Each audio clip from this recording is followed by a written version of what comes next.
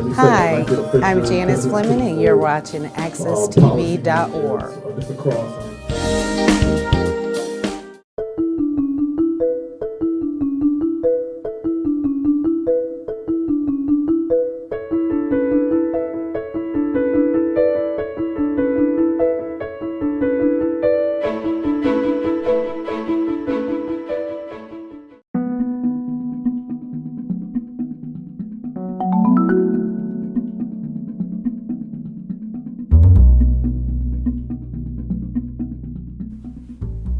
Hello, welcome to another show of The Voices with me, your host, Kayla Williams. I have a great show in store for you guys today.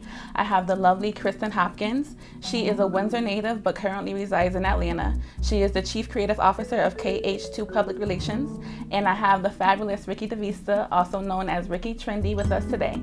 I am going to start off talking to Miss Kristen. She has worked on various accounts from McDonald's and the Public Health Department. She has traveled to places like Beijing, China, and she is currently working on a book called Dangers of the Mind that she plans to release in May. So, with no further ado, I welcome you, Miss Kristen Hopkins. Hi, how are you? Good, how are you? Good, I'm happy to be here. I'm happy you're here. It's been a long time. I know it has. I know Windsor days, Yes. high school, so I'm excited for you. Happy for you. Thank you. You graduated in 05, right? Yes, I did. All right. So when you graduated, was this in your plan to be in public relations? No. I didn't know what I wanted to do. Mm-hmm. When I went to Delaware State University as a freshman, I had no major, and I decided mid-freshman year, kind of like second semester, what I wanted to really do. Mm-hmm. I realized that in communications, I love people. I kind of wanted to be a reporter at first, and I wanted to be in front of the camera, but then when I started realizing what I wanted to do, I'm like, I like being in back of the camera and helping people be successful. So that's when public relations came about. Okay, so what was the beginning of your career? What did you do? I worked with 93.7 in the promotions department.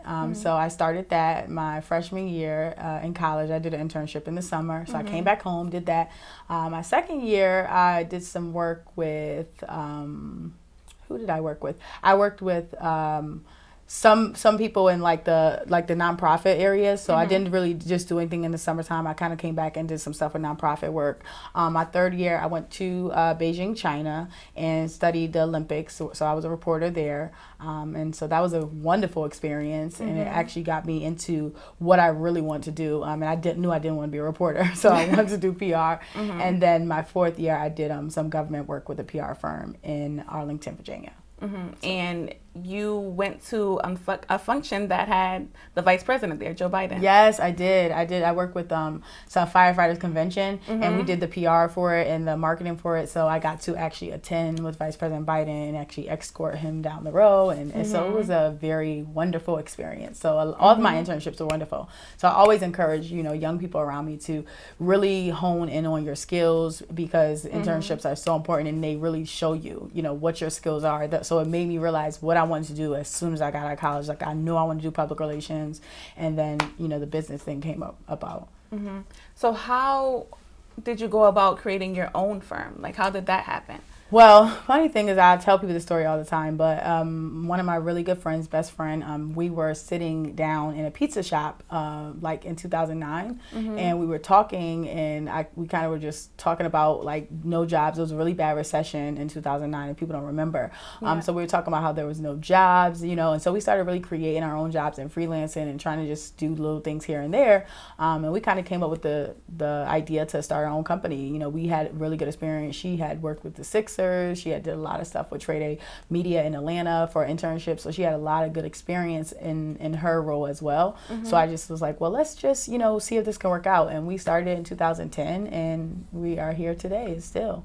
So it's a blessing. Yes. And what's the name of your business partner? Her name is Katrina Highsmith, and she is the Chief Operating Officer of the company.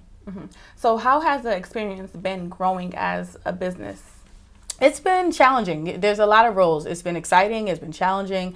It's been, trials and tribulations, but there's always room for growth. You learn that, but you also learn how to really be a business owner. You learn how to lead, how to be a leader, and it's a great experience. I challenge everyone to be an entrepreneur. It's the joy and the rewards that you have from seeing your clients be successful, seeing yourself grow is awesome. And we have to really teach ourselves. So it's like we'll try to get on webinars and things like that because we're not in a corporate setting anymore. So we get on those webinar conference calls, we get on those, read books and just try to understand new technology. So that could be the challenging part because people are not telling you, hey, you have to learn this, but so you're learning on your own. But it's rewarding when you see the growth that you've done professionally, and you can tell. I tell Katrina all the time, hey, you're really good at this, or she say, hey, we need to improve in this, and so we really balance each other out. And that's great to have that relationship because you've seen so many businesses fail because they can't get along with their business partner. Right. So that's great. Right. Another question is, how do you become relevant? How do you let people know that you're serious about your business and that they should hire you? Well, it's two different ways to approach that situation because there's so many people that are not serious about business, and you learn that in the business world. You learn who's serious, who's not about it. And so we're kind of just, I can say the one thing that people look down on us are our age. We're young. We started our company when we was 22 years old. So the experience that we have is not normal for a 22-year-old to have that much experience under their belt and then to continue to grow with experience. So you have to show someone you're so serious and you're so dedicated, and you have to be a professional at all times. So those are the three things that I really kind of focus on and let people understand that this is what I'm here to do, and I'm here to do my job, and that's it. So. And what is a typical day like for you?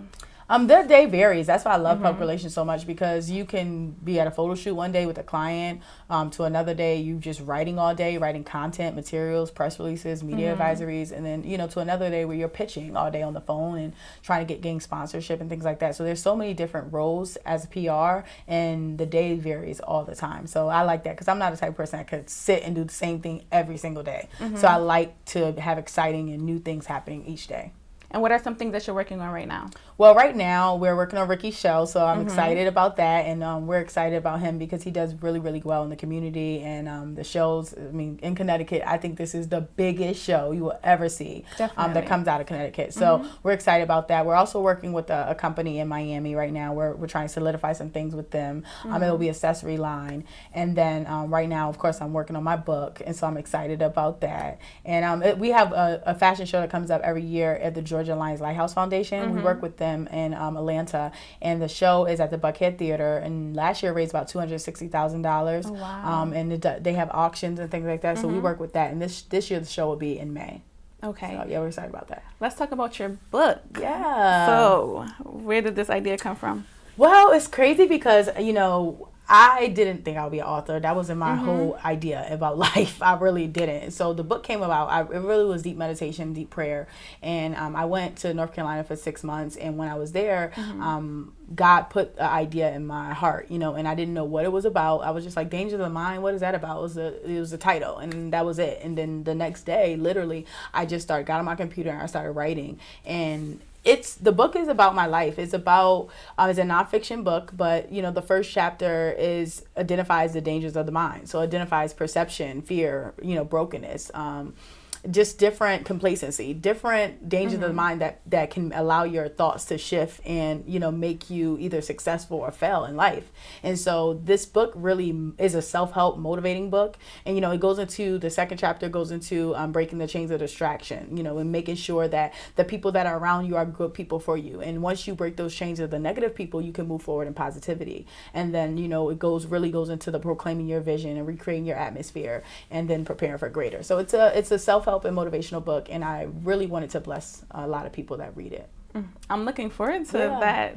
How long did it take you to write this book? I wrote the book in 3 months, actually. Wow. I just was writing, and I wrote the book in 3 months, and it came about, and right now I'm in the process of working with an editor to get it edited and laid out, and I'm really excited about it because when you don't know you want to be an author, and then when something comes to life and you see your story kind of in a book and you want it, my whole goal, the money is good, but my whole goal is really to bless whoever reads the book, because it is a dangerous world and our thoughts can affect us, and they can affect our lives, they can affect how we react to certain situations and how we progress, so, and I think that progression is something that is so huge in this life. You can't go around the same circle twice and 3 times and be the same person. So I really try to focus on progressing and being a better person for me. And then once that, I hope that people can see that and kind of see that from the book and be able to be a better person for themselves. That's great. Yeah. That's inspiring to me because I struggle with the idea of writing a book. I got a blank book in 2010 and it's still not full. I still go back and forth with it. Right. So hearing that you're writing your book and it's going to be published in May. Right. Yes. That's just powerful. Yeah. And that's the effect that it's going to have on other people. Seeing people like them do things like that, that's powerful. Yeah, I'm excited. I'm it's just a great feeling to know that you may bless someone by reading something, so that's what it is. And I read a lot too. And when I read, I tend to, now I have a better understanding and a better respect for authors, because it really does take a lot. It's like your life, or you're pouring something out that you want people to understand. And what goes into getting a book published? Well, I'm going to self-publish it, so it's a different route. I'm going to just, you just have to get a graphic designer to do the book cover, and then go to someone that you want to edit it. And what they can do is they can either lay it out and show you how you want your book set up, and they can edit for grammar purposes and things like that. And then you go your own route to self-publish, and just, because self-publishing, you get a lot more recognition and a lot more other things come to you. So I'd rather want to self-publish. That's good. Do you plan on having a book tour or anything like that? I do. I was thinking about it. I'm thinking about something because I want to do a message. My main thing is the message that I have is distractions can kill your dreams, and that's the real message that I want to put out through that book. The book is titled Danger of the Mind, but the message behind it is the distractions, because if you think about every chapter or everything that we go through life, we can't progress unless we are not distracted, unless there's some distractions are eliminated. So if I do something like that, it definitely, the title will be Distractions Can Kill Your Dreams. That's a good one, because there's so many distractions right now. Social media is the biggest one. Yeah. People I have that in the book. To each other. That's good. I say that we talk about, how you'll be on Instagram one time and you'll look down and it's 10 o'clock, and then you'll check your Twitter mentions, and then you'll look down and it's 11 o'clock, and you're seeing an hour go by where you're posting motivational posts, but you're not doing anything. So, it's I talk about that too. Definitely. And the dangers of comparing yourself to others, and that person got this many likes and I only got 10. Exactly. And that's really when it goes to a bigger picture of perception. That comparison stems from perception, because perception is the ultimate. People think, this person has this and this person has this. I have to keep up with the Joneses and have to do this. And ultimately, you don't really know what that person has. You're looking at it from the outside looking in, and you don't know what the inside is really going on, and so this world is about perception. So you just don't want to get caught up in the perception world, because it can get lead you down a dark path. Mm-hmm. And what are your major influences? How are you able to stay so grounded? First is God. I'm very spiritual, and I became very spiritual over the last 6 months in a time of darkness, I think, in my life. I really seek God for a lot of things in my life to happen. So I believe that it made me a better person in that sense. So I would say that God is definitely number one. My mom, she is the ultimate supporter of my life. She's the worst, and I'm the type of person that I'll jump out and do anything. I will be, I'll go to, Africa for 3 months and be like, all right, bye, Mom, because that's how I am. I've always been that way. So she's a really big supporter in my life. And then just business, I like to learn. I think I'm just inspired by business people, entrepreneurs, people that really understand the lifestyle. And, they really, because I'll sit and have a conversation with you all day about, how we could do business or how you've done your business, and I just love to hear other people's stories. So people inspire me, I would say. Mm-hmm. That's good. Yeah. And I can tell that you have a good heart and you're just positive, and that's going to continue your success. Yeah, thank you. Are there any words of encouragement? You said so many words of encouragement throughout the show, but is there any last message that you would like to give to the people at home that are watching? Yeah, I would like to say something that I wake up by is positive energy activates constant elevation, and it's the acronym for peace. So it's positive energy activates constant elevation. Say that daily, you know, make sure you walk in positivity and keep positive people around you. So that's really something that I focus on. Thank you. Yeah, thank you for coming to the show today. Yeah, thank you. Oh, and follow my company on Twitter at KH2 Public Relations, the Roman numeral KH2 Public Relations, or PR, I'm sorry, KH2 PR. And also our website is www.kh2pr.com. Yeah, better check her out. And we are going to go to a quick little break, and we'll be right back with Ricky.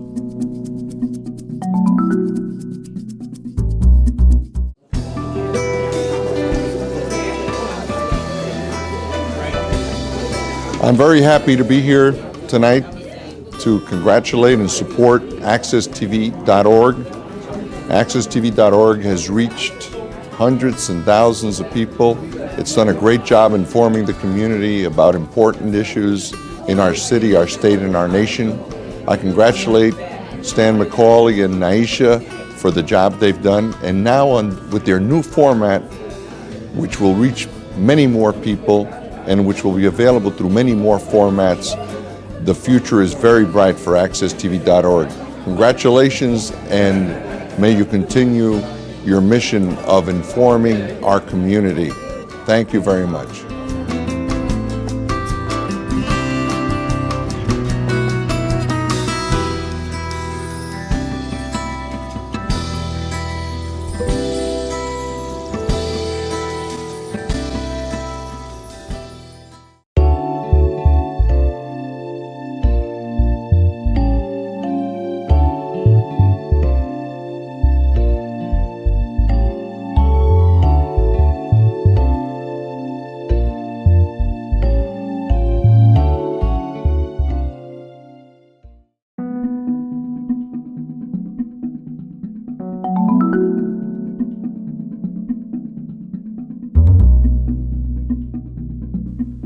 Welcome back to The Voices.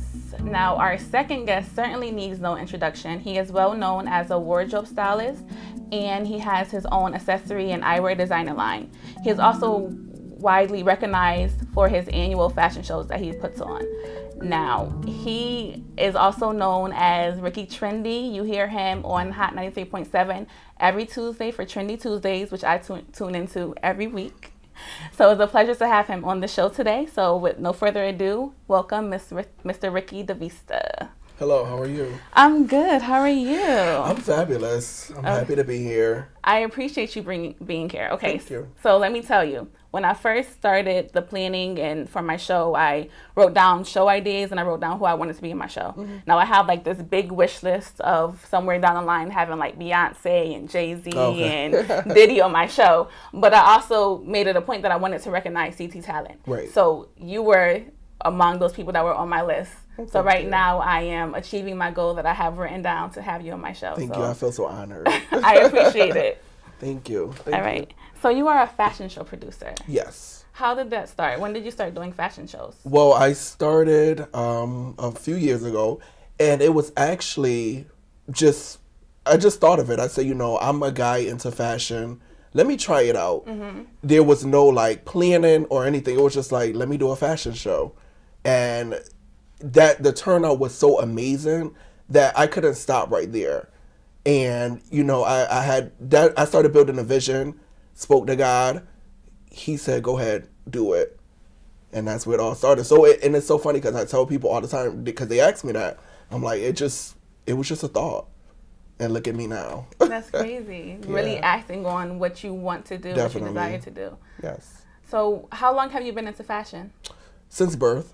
Since birth? I always tell people, no, I would say about maybe 8, 9 years old. Because I used to always, pick out my clothes.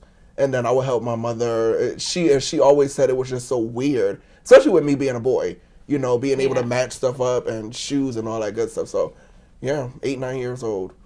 Okay, and as a wardrobe stylist in Connecticut, who have you worked with? I've worked with a number of people. I worked with Samaya Reese from Love and Hip Hop. I worked with Tiana Smalls from What Chili Wants, and I've worked with Brian on a set for Day 26. I've worked with the Victor Twins from Bad Girls Club. I've worked with, local people in the area, different like teachers, people that reach out to help being styled and stuff like that. So how did this start? Like, did people just start reaching out to you first to like style them, or did you say that I'm a wardrobe stylist and was looking for? Yeah, I just basically started putting it out there that I am a wardrobe stylist. I'm here to help you. If you need your closet revamped, you have a problem with putting this with that, I'm the go-to guy. And there was nobody here doing it. So it's like, why not?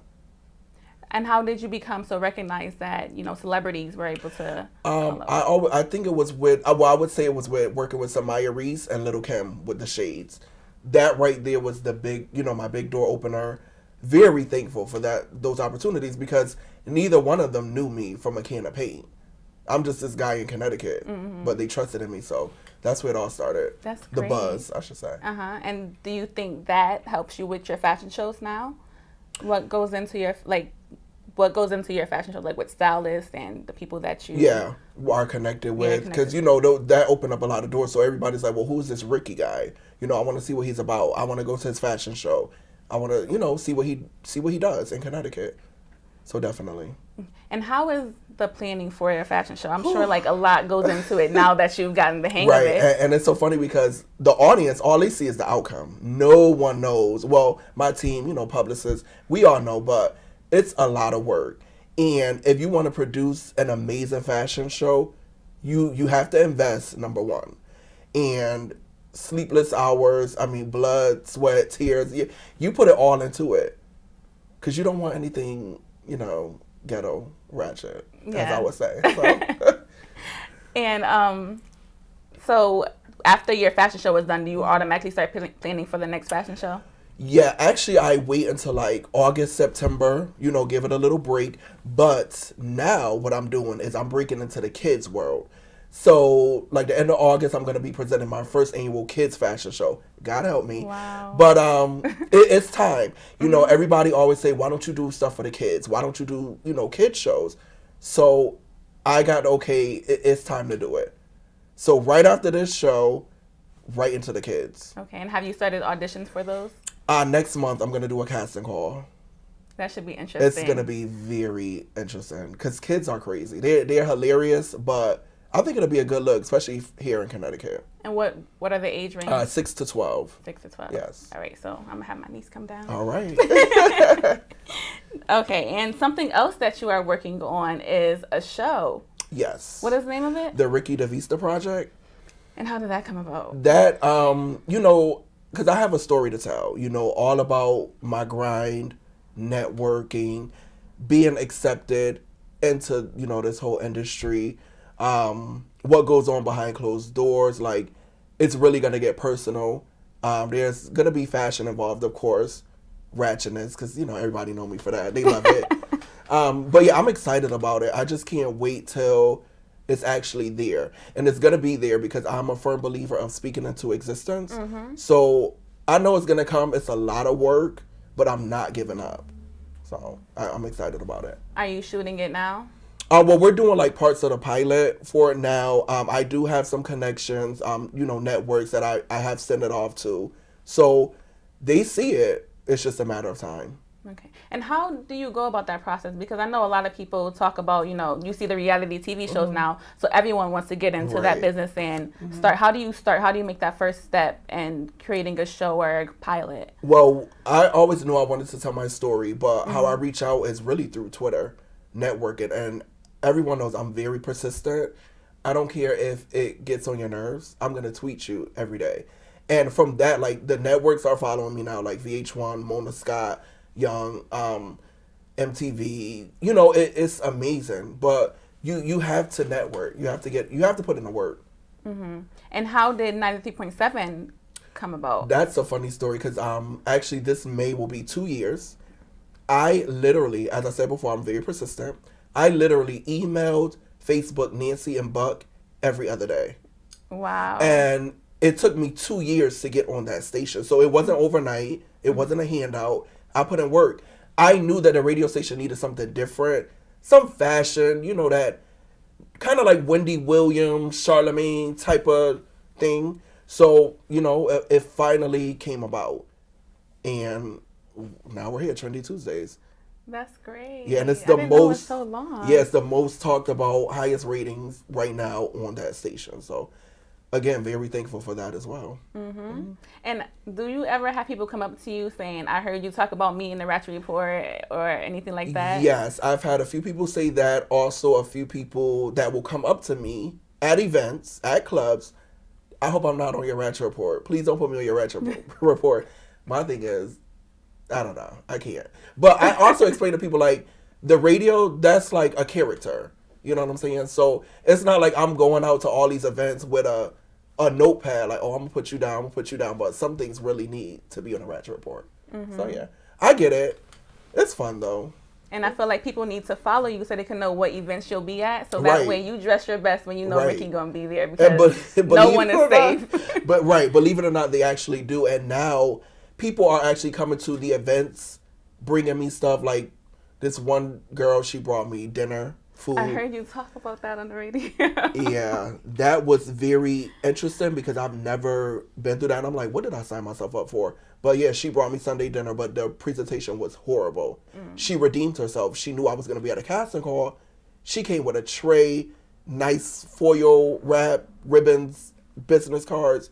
So, and it's crazy because people really do listen. Mm-hmm. So that's crazy, and it's going to get crazier. Yeah, I know. I've been told. So, but I'm ready. This is what I want. This is me. I have the personality for it. So, definitely. And do you have like fashion designers emailing you stuff or sending you clothes? Yes. Yep. I do. Actually, for back in August for my birthday, a designer out of LA. He does a lot of spray painting, art. So he did me some jeans. I have like t-shirt companies sending me t-shirts, hoodies, just to put on my social network because I'm heavy on, Twitter, Instagram, Facebook, and they're getting clients too. So down to even when I go to the nail shop or the barber shop. So, I'm all about it. That's helping great. Others. Yeah. Definitely. And it's a process. How long have you been been in business as a wardrobe stylist? I would say about 4 years now. Mm-hmm. Really? And then you have come so far. I thought you were going to say like 10. No. I've come very far. And I'm so thankful. Like every day, I'm thankful, especially for the supporters. Because it's hard to get supporters. Definitely. So, especially in Connecticut. And I used to be the one saying that, Connecticut doesn't support.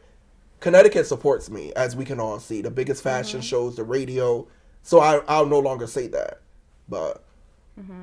And with your fashion shows, what expectations do you have every year that you do your fashion shows? What are you expecting to see from the guests to the fashion designers to the models? I'm expecting the guests to be fabulous. I mean, it is a red carpet event, so dress your best. As the models, I usually go with models that's been, that doesn't need practice because I don't have time to teach anybody, especially models. So, it just overall fabulous. Like, I mean, because I'm fabulous, so I have to produce a fabulous show. You are fabulous. I love this. Thank you. I wore it just for you. Thank you. I appreciate it. I'm going to have to borrow that since, All right. Okay, and I also wanted to make a note that for your fashion show, part of the proceeds are going to the American Lung Association. Yes, that is correct. I decided to partner up with them last year. The reason why I keep the shows in March is because it's my grandmother's birthday. She passed away about 12 years ago due to emphysema. And I know she's always at the show, in spirit, of course, that she's very proud of me. So I'm like, why not dedicate, work with American Lung Association for the emphysema? So that's where that all came about. And it's very important to give back. It also makes me feel like I'm, going an extra mile. It's not just about me. It's about her. It's about, the American Lung Association and setting that platform. That's powerful. Yeah. Because you're a person that now has power. You have people that listen to you, that look up to you. So with that comes great responsibility. Right, definitely. And I'm happy that you're choosing to, use it wisely because that's a powerful message. Yeah. Definitely. Yes. Wow. Okay. So, what are some of the fashion designers that are going to be part of your show this year? Well, I'm so happy I have a male designer finally. He's coming out of New Hampshire. His line is amazing. His name is Sal. I also have, a few of the local designers. I like to switch it up every year too. I don't like to use the same designers every year because, believe it or not, there's a lot of talent in Connecticut. It's just that they need someone to pull them out of that shell. So I also have like a designer she goes by the name of Your Misery. It's kind of dark, gothic thing, but it's amazing. Like, it's just everything is like avant-garde, big neck pieces. So I'm really excited about seeing her too. And then I have Leanna from Project Runway, season 11. She's headlining the show. And I love Project Runway. I love the show. So I was like, why not? So I'm definitely excited to see her, what she's going to bring.